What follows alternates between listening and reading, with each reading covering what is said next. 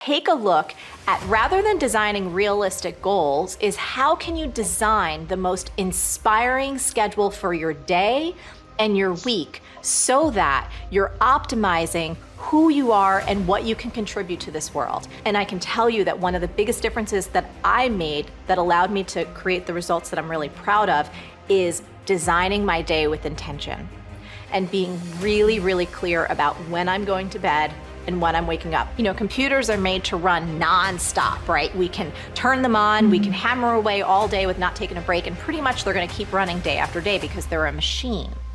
But we humans are built differently.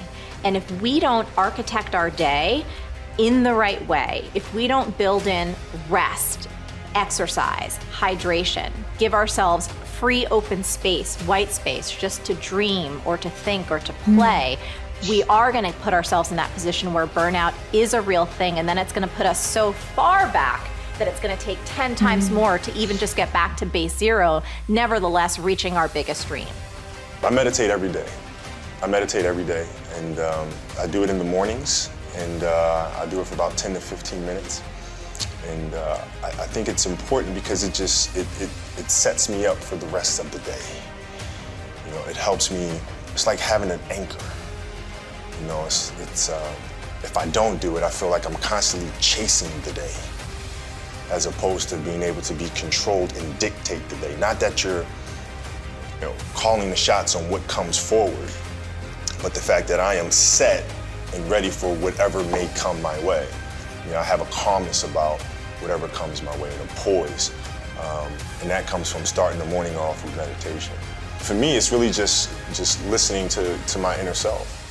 I mean, that's basically it. Like you sit in silence and you just allow these thoughts to come forward, and you get a chance to observe the self and things that may be lying beneath the surface that if you don't have that time to sit quietly on your own, you'll never pay attention to.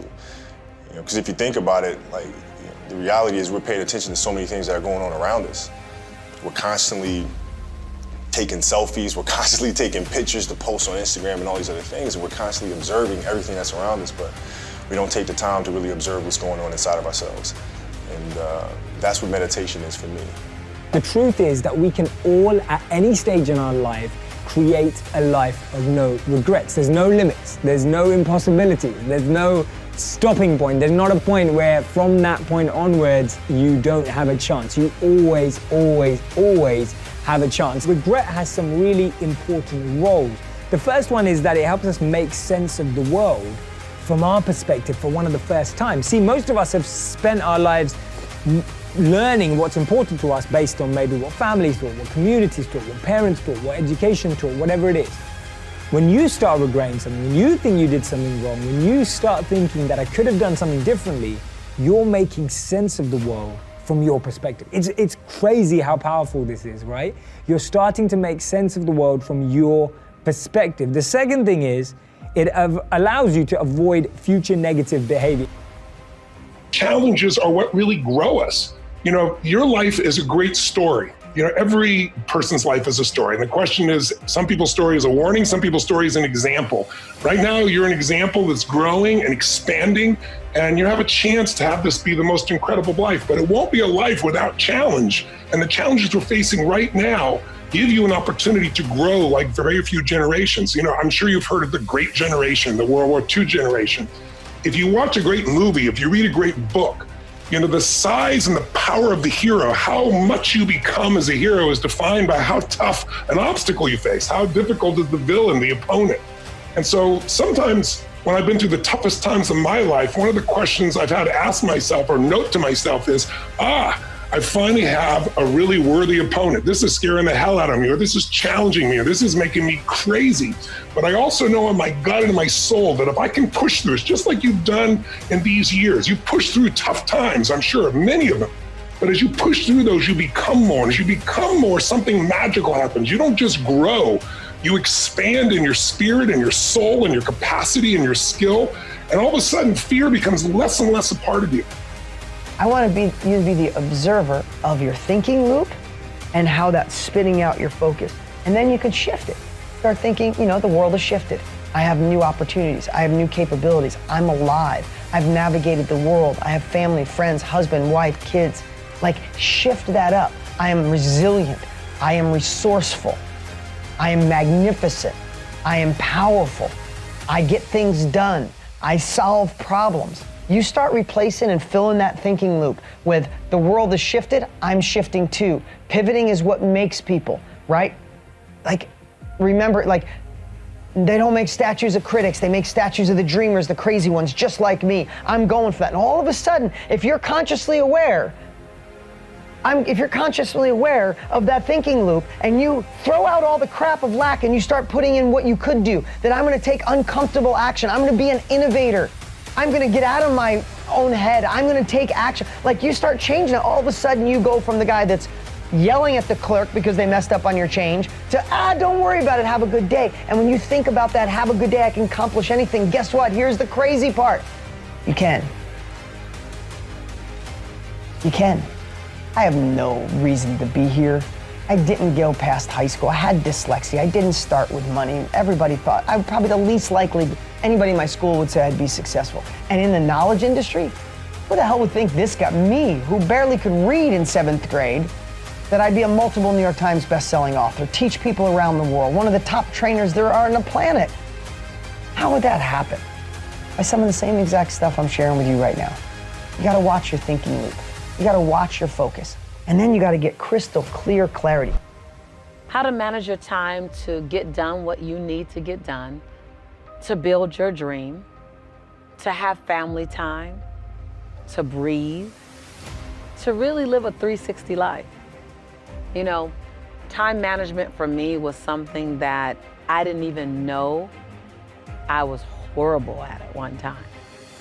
See, I'm a creator, I'm a dreamer, I'm a butterfly. And what that means is I can be chaotic and sporadic, and I can go in one direction in 1 minute and then another direction another minute. There were times early in my career, Jelani was about 5 years old at the time, he's now in his mid-20s, and I could work for 10 hours a day and literally have a list of 10 things to do and only have checked 2 of those tasks off. But I really, really worked 10 hours in the day. And I remember for years I wondered, what is it that I'm doing wrong? What is it that I'm not doing? Why do I feel overwhelmed? Why do I constantly feel as if I don't have enough time? Do you know that it takes literally as much energy to remain in overwhelm as it does to get organized and manage your time? I know that sounds crazy. I didn't believe it when I first heard it. But actually, overwhelm is an unconscious, say unconscious, overwhelm is an unconscious strategy. Say unconscious strategy, yes, I know. It stings. It's not nice to hear. I didn't want to hear it. I resisted it when I first heard it. And yet the truth is that it actually does take as much energy to keep making up the plan versus making a plan and staying in it.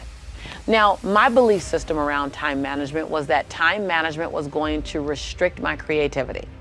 Time management was going to make me feel as if I'm boxed in, I'm blocked in, I'm limited. Time management was going to take away my freedom. Man, I had a long list of the things that I considered time management to do and how many ways it would damage who I am. And the truth is, it took me a while. It really took me a while to really become committed to time management. But what got me committed to time management was I knew that I was operating at 60% of my possibility, 60% of my potential. And I wanted to use every tool I had to find my 100. I am here to tell you that if you feel overwhelmed, if you feel like there's chaos around you, if you feel like you're underproducing, if you feel like you're being pulled in 1,000 different directions, heck, even 500, I'm going to invite you to step into time management because it will eliminate that.